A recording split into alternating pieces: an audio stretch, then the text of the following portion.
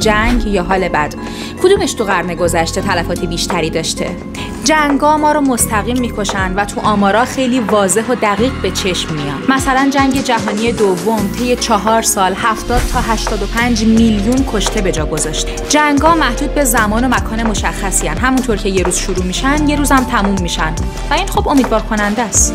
ولی استرس و هیجانات منفی مرگ و میر غیر مستقیم و بسیار گسترده تری داره. طبق گزارش مجمع جهانی بهداشت تا سال 2023 مرگ و میر ناشی از بیماری‌های قلبی و عروقی سالانه حدود 18 میلیون نفر بوده که اگه سهم استرس مزمن و فقط 30% این آمار در نظر بگیریم میشه حدود سالانه 5.5 میلیون نفر. همین بس دیگه برابری میکنه با جنگ جهانی دوم.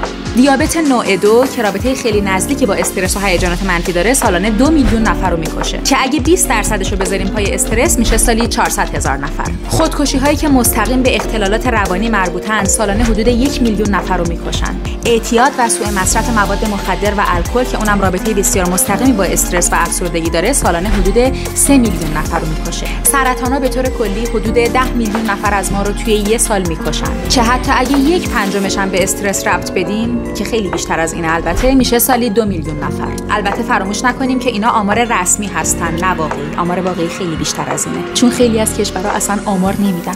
مردم نباید چیزی بدونن میترسن استرس میگیرن بدتر دوباره میمیرن. مرگ و میر ناشی از بیماری‌های مربوط به استرس مثل خود ایمنی، سکته مغزی یا زخم معده هم بالای 2 میلیون در ساله. دقت کنید اینا فقط عدد نیستن. دارم راجع به جان آدم‌ها حرف میزنم. بله که جنگ جهانی دوم یکی از تلخ‌ترین اتفاقات تاریخ بشره که حدوداً سالی 20 میلیون نفر رو به کشتن داده، اما همینایی هم که من الان گفتم میشه حدوداً سالی 15 میلیون نفر. شاید یه روزی همه جنگ‌های دنیا تموم بشه، اما تا زمانی که صلح درونی ایجاد نشه باید از خودمون بپرسیم